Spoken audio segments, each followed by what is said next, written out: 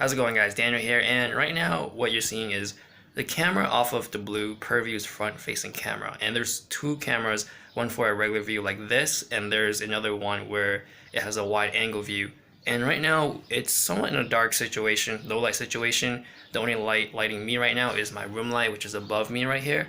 And the microphone right now is what you're hearing is off of the phone as well. So I'm going to do an overall camera review on this phone. And the back has only one camera, which is 13 megapixels, and it records at 1080p at 30 frames per second. So let's jump into the pictures and video of this phone right now. So let's start off with the camera UI. It's very simple. You get 6 modes. You do get a QR scanner, which is basic. You get a flashlight as well, just in case you need it. Face beauty mode, which is very common in a lot of phones now, especially when taking selfies. You get night mode, which should be able to take pictures better at nighttime or any low light situation, and then you do get HDR mode. When you're in both of these modes, you do have to hold your camera really steady to get a clean shot. If not, then it might look like this.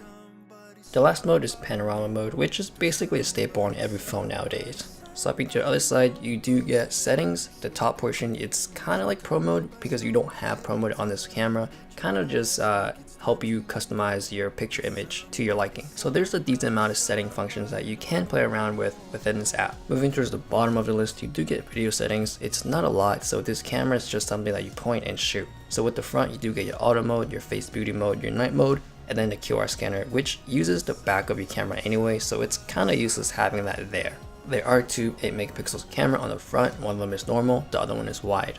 During wide mode, you do get HDR function, which I don't really get why the normal one does not have it at all. When you're taking pictures or recording video at night, the screen looks really laggy, or it looks like it's on really low shutter speed. Now when you're recording, it gets a little bit better, but it's slightly there. But taking video and pictures at night really struggles with this camera.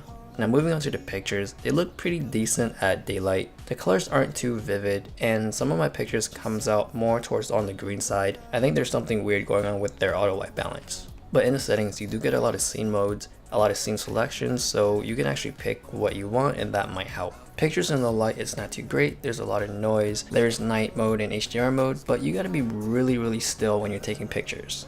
When it comes out right, it's okay. It is exposed, but I wouldn't suggest doing that mode when you're taking pictures of somebody because it's just awkward, especially when you mess up and it turns out to be blurry. When you take videos, for some reason it does skip around. I'm not too sure why.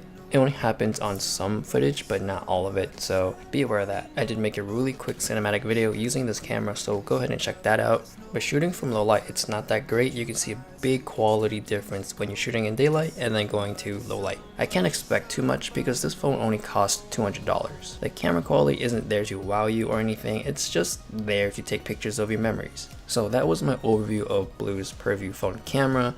Thanks for watching. Remember to like, subscribe, and I'll see you guys later. Somebody